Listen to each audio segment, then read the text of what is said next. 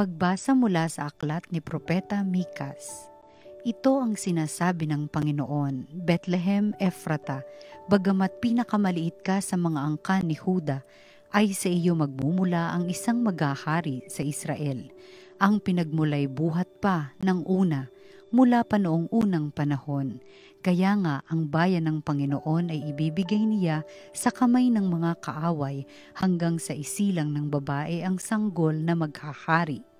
Pagkatapos, babalik sa Israel ang nalabi sa bansang ito. Pagdating ng haring yaon, pamamahalaan niya ang Israel sa pamamagitan ng kapangyarihan ng Panginoon. Taglay niya ang kadakilaan ng pangalan ng Panginoon na kanyang Diyos. At ang Israel ay mamumuhay ng ligtas, sapagkat ang haring yaon ay kikilalanin ng buong sanlibutan, sa kanya magmumula ang kapayapaan natin. Ang salita ng Diyos. Salamat sa Diyos. Akitin mo, poong mahal, iligtas kamit ng lawan. Pastol ng Israel, kami ay pakinggan, mula sa trono mong may mga kerubin, kami ay tulungan. Sa taglay mong lakas, kami ay iligtas at tubusin sa hirap. Akitin mo, poong mahal, iligtas kamit ng lawan. Ika'y manumbalik, O Diyos na dakila, pagmasdan mo kami mula sa itaas, at ang punong ito'y muling pagyamanin at iyong iligtas. Lumapit ka sana, ang puno ng ubas na itinanim mo ay iyong iligtas. Yaong punong iyon ay pinalagumot, iyong pinalakas. Akitin mo, poong mahal, iligtas kami tanglawan. Ang lingkod mong mahal ay iyong ingatan, yamang hinirang mo ay iyong ipagsanggalang, iyong palakasin bilang isang bansang makapangyarihan, at kung magkagayon, magbabalik kami't di na magtataksil sa iyo kailanman. Kami pasiglahit aming pupurihin ang iyong pangalan. Akitin mo, poong mahal, iligtas kami't tanglawan.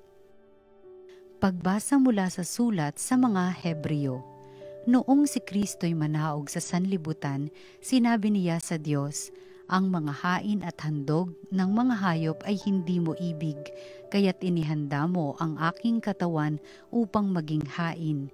Hindi mo kinalugdan ang mga handog na susunugin at ang mga handog dahil sa kasalanan, kaya't aking sinabi, narito ako, O Diyos, upang tupdin ang iyong kalooban ayon sa nasusulat sa kasulatan tungkol sa akin. Sinabi muna niya, hindi mo inibig o kinalugdan ang mga hain at handog na mga hayop. Mga handog na susunugin ay mga handog dahil sa kasalanan, bagamat ito'y inihahandog ayon sa kautusan. Sa kaniya sinabi, narito ako upang tupdin ang iyong kalooban. Inalis ng Diyos ang unang handog at pinalitan ng handog ni Kristo. At dahil sa kanyang pagsunod sa kalooban ng Diyos, nilinis tayo ni Hesukristo sa ating mga kasalanan sa pamamagitan ng minsang paghahandog ng kanyang sarili, at iyo'y sapat na. Ang salita ng Diyos. Salamat sa Diyos. Ang mabuting balita ng Panginoon ayon kay San Lucas. Hindi nagtagal at si Maria ay nagmamadaling pumunta sa isang bayan sa kaburulan ng Huda. Pagdating sa bahay ni Zacarias, binati niya si Elizabeth. Nang marinig ni Elizabeth ang bati ni Maria, naggagalaw ang sanggol sa kanyang tiyan. Napuspos ng Espiritu Santo si Elizabeth at buong galak na sinabi, pinagpala ka sa mga babae at pinagpala rin ang dinadala mo sa iyong sinapupunan. Sino ako upang dalawin ng ina ng aking Panginoon? Sapagkat pagkarinig ko ng iyong bati ay nagagalaw sa tuwa ang sanggol sa aking tiyan. Mapalad ka sapagkat nanalig kang matutupad ang ipinasabi sa iyo ng Panginoon. Ang mabuting balita ng Panginoon. Pinupuri ka namin, Panginoong Hesukristo. Hindi lamang po ang pagsapit ng Pasko ang binibigyang diin at pinaghahandaan natin sa panahon ng Adbyento. Alam po ninyo, ang mas malawak na focus ng Adbyento ay ang pagdating ng ating Panginoong Hesukristo. Sa Pasko, ang ating inaalaala ay ang kanyang pagdating nung isilang siya sa sabsaban. Ngunit, ang Panginoong Hesus ay darating ding muli sa wakas ng panahon. At alam ninyo, napakahalaga na ating mapagtanto na si Jesus ay dumarating din ngayon sa ating buhay. Kaya't ang mahalagang tanong ay, saan po natin hinihintay si Jesus? Saan natin inaabangan o pinananabikan ang kanyang pagdating? Saan natin siya sasalubungin? Ang ating mga pagbasa para sa linggong ito ay nagmumungkahi po kung saan natin hihintayin, aabangan, sasalubungin at pananabikan ang pagdating ng ating Panginoong Hesus na tagapagligtas at manunubos. At ang sinasabi ng mga pagbasa, si Jesus ay darating sa mga aba, sa mga simple at payak, sa mga karaniwan, sa mga mabababa at maliliit, sa mga hindi napapansin o napapahalagahan ng kalahatan.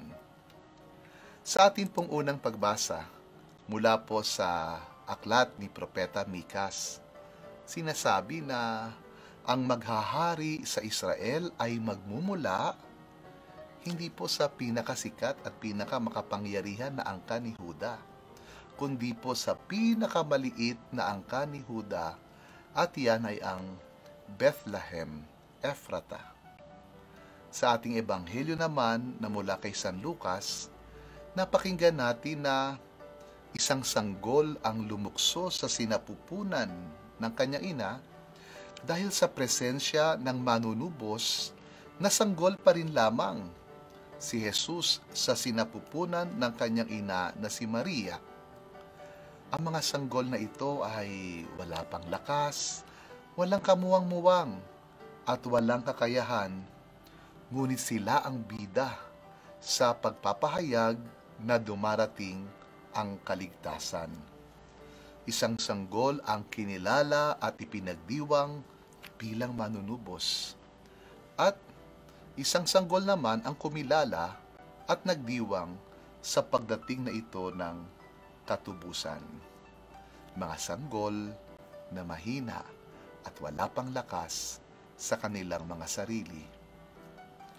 Kay Maria po, natagpuan at nakilala ni Elizabeth ang ina ng mananakop, at siya ay kinilala bilang babae na pinagpala sa lahat ng mga babae dahil siya ay tumalima sa kalooban ng Diyos. Sino ba naman si Maria sa lipunan na kanyang kinabibilangan? Si Maria ay pinakakaraniwan, ngunit sa kanyang pagiging napakakaraniwan, siya ay pinili at pinagpala ng may kapal. Ang paliwanag po natin sa lahat ng ito ay sapagkat ang Panginoon na mananakop at tagapagligtas ay nanaog. Yan po ang ipinahayag ng sulat sa mga Hebreo. Ang Panginoon ay nanaog. Ang ibig sabihin ng nanaog ay bumaba, naging simple, naging payak, naging aba, naging napakakaraniwan upang siya ay maging kalugod-lugod na hain sa Panginoong Diyos.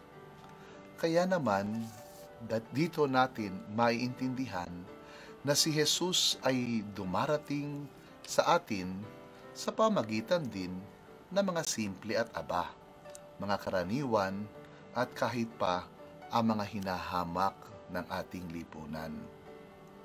Sa maraming tao, nakakapagod ang Pasko, nakaka-stress, nakakaubos daw ng energy, empty bat ba pagkatapos ng Pasko? At ang dahilan ay sapagkat hinahanap ng maraming tao si Jesus sa kabaligtaran ng mga sinabi sa Ebanghelyo. At gayon din sa dalawang naunang pagbasa. Ang sabi ng salita ng Diyos, hanapin si Jesus sa mga simple at aba.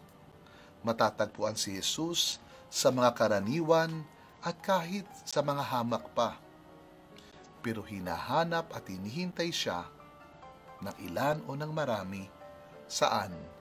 Sa mga espesyal, sa mga katangi-tangi, sa mga mamahalin at kakaiba, sa mga kahanga-hanga, sa labis at sa mga sobra, sa mga hindi kayang maabot. Kaya naman, nakaka-stress talaga ang Pasko, nakakapagod, nakaka-entibad.